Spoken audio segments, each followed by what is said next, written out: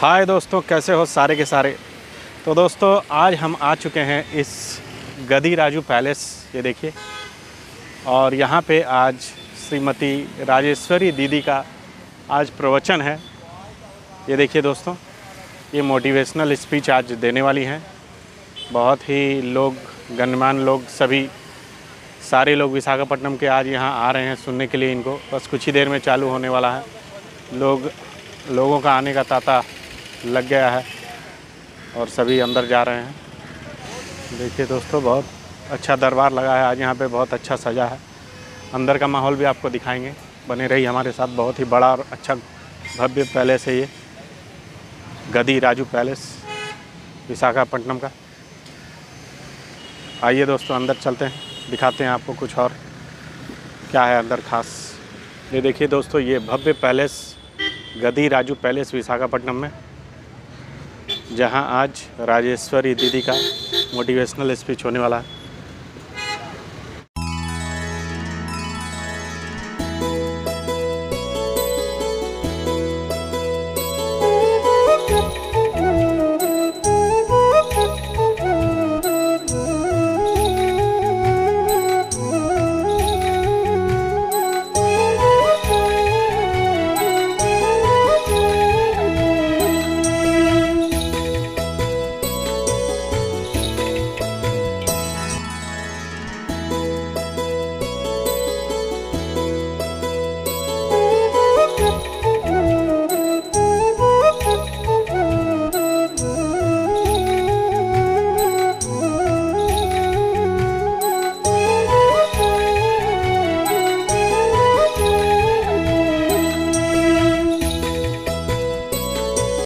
दोस्तों जैसा आप देख पा रहे हैं, बहुत ही विशाल यहाँ पे लगा हुआ है दरबार।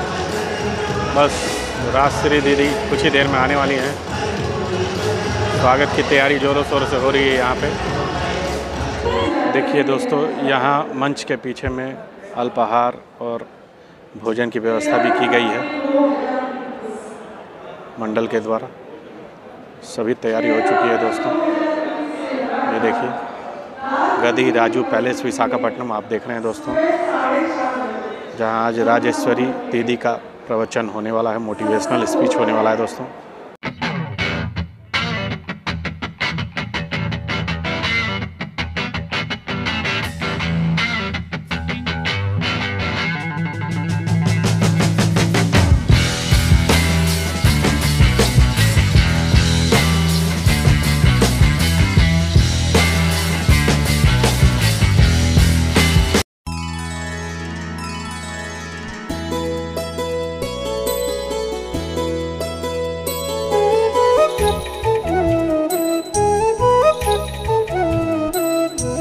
तो दोस्तों जैसा आप देख रहे हैं, अब इंतज़ार की घड़ी ख़त्म हो गई है। अब राजश्री दीदी बस आ ही रही हैं। उनके स्वागत के लिए देखिए सभी तैयार हैं पूजा की थाली लेके। और ये देखिए आपके सामने अब वो आने वाली हैं।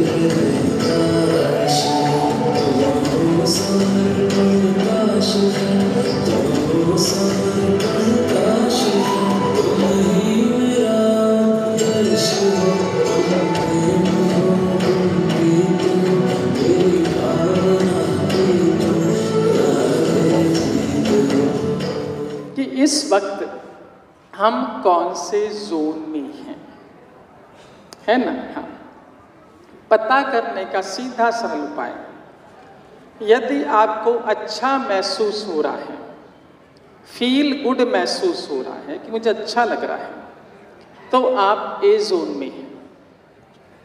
और मुझे भीतर से अच्छा नहीं लग रहा है, नॉट फीलिंग गुड, क्यों? क्योंकि उसकी साड़ी मेरी साड़ी से सफ़ेद कैसे? हाँ, तो नॉट फीलिंग गुड का भाव यदि है तो आप बी जोन में हैं। Is it clear?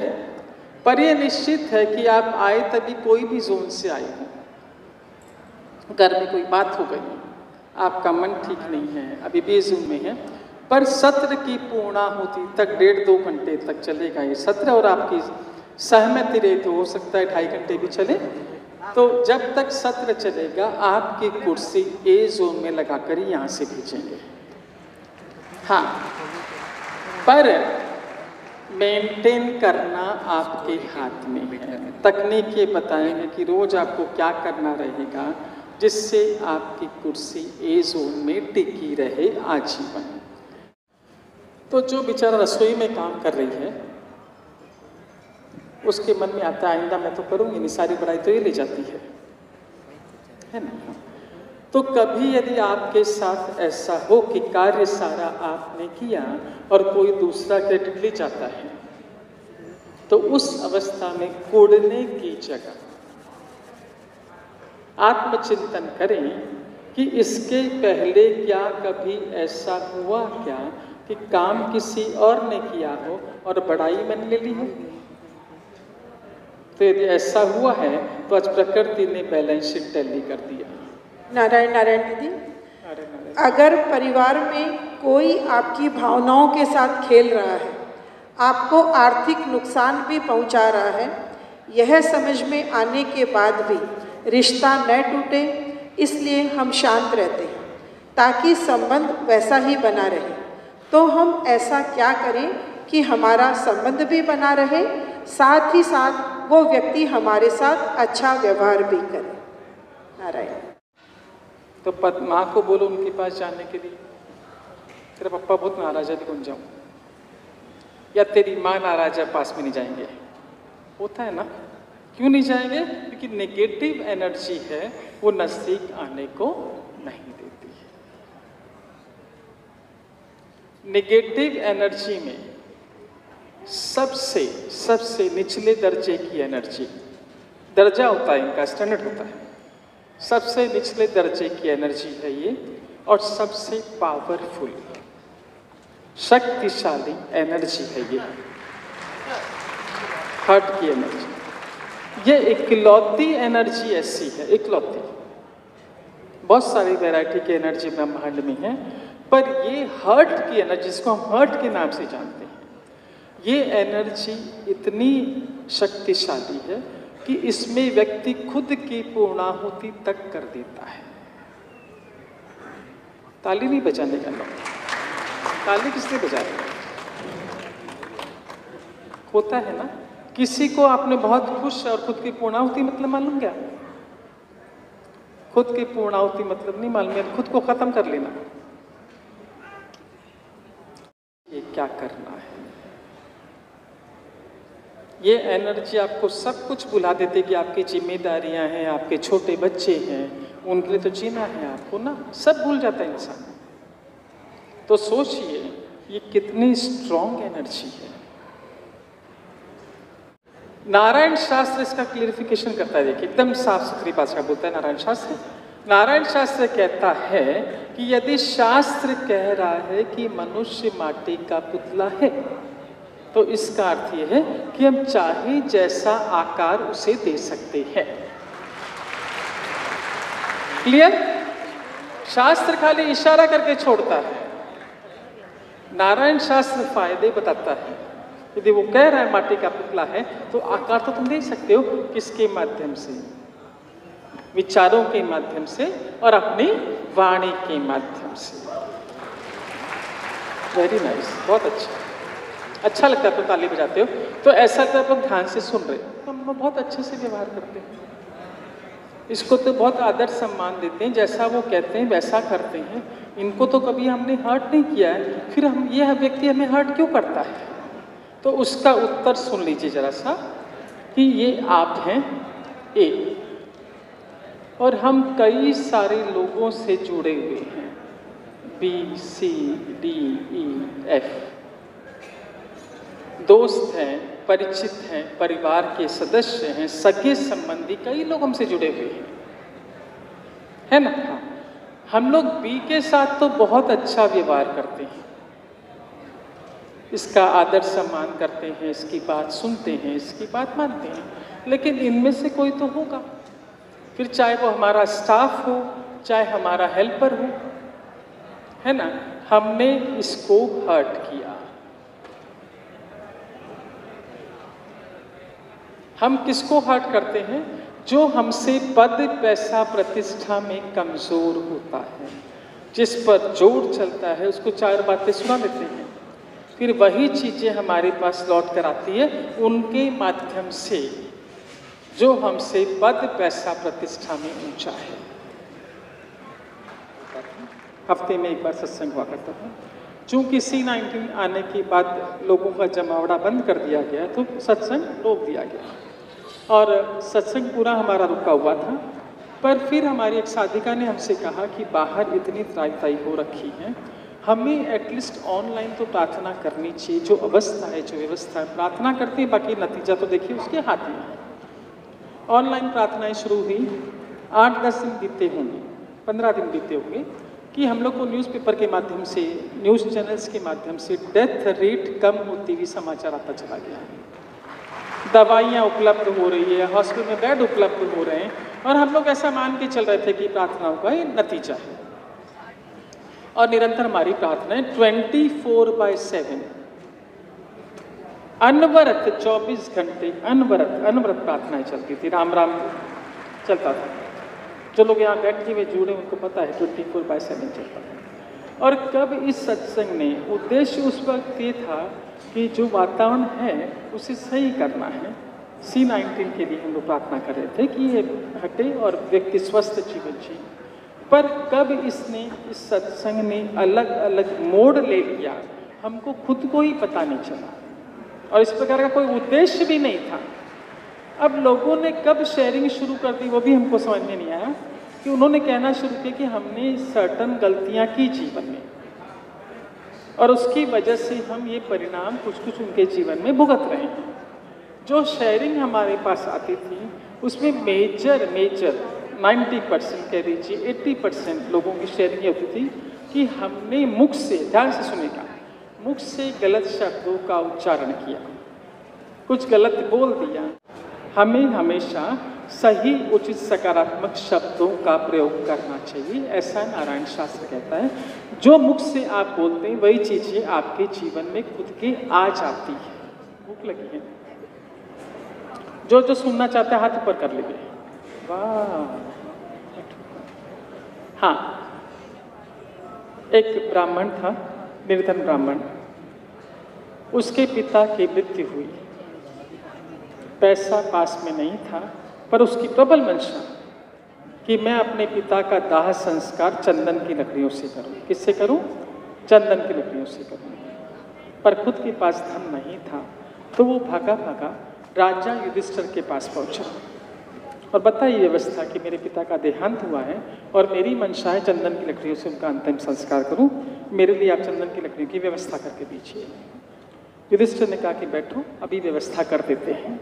दूत को भेजा चंदन की लकड़ियां लाने के लिए। 1 घंटे बाद दूत वापस लौट कर आया, ये कहता हुआ कि महाराज बाहर मूसलाधार बरसात हो रही है, तो सारी चंदन की लकड़ियां भीग चुकी हैं, जल नहीं सकती, इसलिए चंदन की लकड़ियों की व्यवस्था नहीं हो सकती। युधिष्ठिर ने ब्राह्मण देवता को प्रणाम किया, माफ़ी मांगी और कहा कि मेरी मंशा तो बहुत आपको देने की, लेकिन व्यवस्था नहीं है तो मैं आपको नहीं दे सकता। ब्राह्मण को विदा कर दिया, बिना चंदन की लकड़ियां दिए। ब्राह्मण पहुंचा कर्ण के द्वार, अपनी व्यवस्था बताई कि मुझे चंदन की लकड़ियां चाहिए हैं। सिंहासन काटा, चंदन की लकड़ियां उनको दे दी। बराबर ब्राह्मण देवता लेके चले गए। चाहूँगा उसके पहले मैं रूपा दीदी का धन्यवाद करना चाहूँगा जिसने मुझे और मेरी वाइफ को आपसे मिलवाया। दीदी, आपसे आज 2 महीने पहले जब भी हम लोग मिले थे तभी मेंटली और फिजिकली मेरी सिचुएशन बहुत ही नारायण हेल्प थी। तभी आपने एक मुझे साधना बताई कि मम्मी जी के चरण, मम्मी जी का जो चरणामृत होता है आप उनको पीने का साधना आप चालू करिए। जब से हमने माता जी का चरणामृत पीने का हमने जो साधना स्टार्ट किया, रेगुलर बेसिस के ऊपर हमने वो स्टार्ट किया, तब से लेके आज तक मेरा मन एकदम शांत है। मुझ में अलग तरीके का कॉन्फिडेंस लेवल आ गया है। जिस तरह से मेंटली जो हम लोग पूरे अपसेट थे उसमें काफ़ी बदलाव आ चुका है। और दीदी, खास बात ये है कि जब से हमने ये स्टार्ट किया तब से मैं एक टेक कंपनी में फ्रीलांसिंग के ऊपर मैं काम करता था। तो आज की तारीख में ऐसा हो गया है कि वो कंपनी में टॉप 25 के लिस्ट में मुझे उन लोगों ने चुना है। मुझे वो लोगों ने एक फाइनल 5 ईयर्स के कॉन्ट्रैक्ट का जॉब का ऑफ़र किया। मुझे एक गाड़ी गिफ्ट करने का उन लोगों ने मुझे कमिटमेंट दिया है। एक छोटा सा अवार्ड भी मुझे उन लोगों ने दिया। दीदी ये सब मेरे लिए एक चमत्कार से कम नहीं है। मीन्स के जब भी वो कंपनी में मैं था तभी मैं सिर्फ फ्रीलांसर ही था और मैंने माता जी का चरणामृत स्टार्ट किया। मैंने अच्छी तरह से पॉजिटिव, आपने बोला था कि आप पॉजिटिव रहो, हम लोग पॉजिटिव रहे और मेहनत करते करते आज ऐसा मौका आ गया है कि मुझे इतने सारे ऑफर्स कंपनी से ही मिल रहे हैं। दीदी मैं सबसे यही कहना चाहता हूँ कि आप माता पिता की दिल से रिस्पेक्ट करें और श्रद्धा से उनका चरणामृत का साधना करें और खुद ही अपना चमत्कार होते हुए देखें। दीदी आपका धन्यवाद, नारायण का धन्यवाद, रूपा दीदी और पूरी NRSP टीम का धन्यवाद करता हूँ। जो हमने आज सुना उसका थोड़ा सा सारांश। 2 प्रकार की energy, negative positive. Positive energy में जब होते हम लोग सुख शांति से समृद्धि भरा जीवन जीते हैं। इन चीज़ों को आसानी से सरलता से जीवन में आकर्षित कर लेते हैं। और यदि निगेटिव एनर्जी के संपर्क में है तो दुख, दरिद्रता, अशांति, अनजाने अनचाहे हमारे जीवन में प्रवेश कर जाती है। हम सभी ए जोन में ही रहना चाहते हैं। सबसे पहला प्रसंग आपने सुना राधिका का, चमेली के फूलों की खुशबू।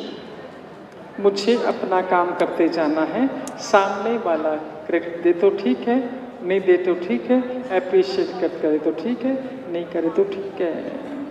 उसमें आपको बताया गया था कि यदि आपने कार्य किया और कोई आपका क्रेडिट नहीं किया तो आपको शांत रहना है, क्योंकि इस वक्त मिलता तो इतना सा मिलता, प्रकृति आपको इतना देना चाहती है और रिटर्न ऑन द वे है। उसके बाद आपका हर्ट के ऊपर था क्वेश्चन।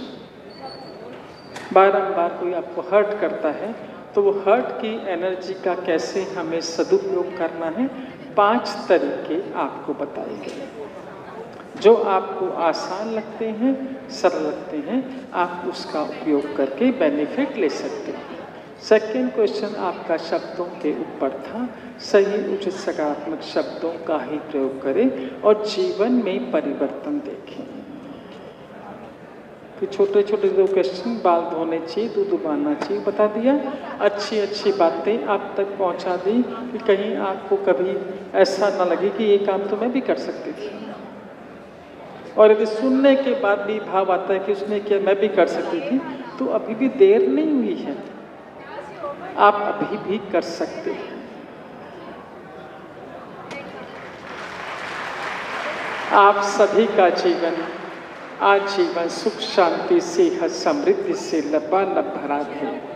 हमने शुरुआत में NRSP टीम का धन्यवाद किया, सेंटर हेड मंजू जी गुप्ता का धन्यवाद किया, अनीता जी, अशोक जी अग्रवाल का, अभी आप सभी का धन्यवाद कि इतनी शांति से आपने सुना। और हाँ, विशेष धन्यवाद मेरे साथ मुंबई से आई मेरी बहनों का, दीप्ति जी शुक्ला और शशि जी गोयल का, जिनके साथ से ये संभव हो पाता है कि बाहर जाके सत्संग कर पाते हैं। बहुत बहुत धन्यवाद, बहुत बहुत धन्यवाद, बहुत बहुत धन्यवाद। नारायण नारायण।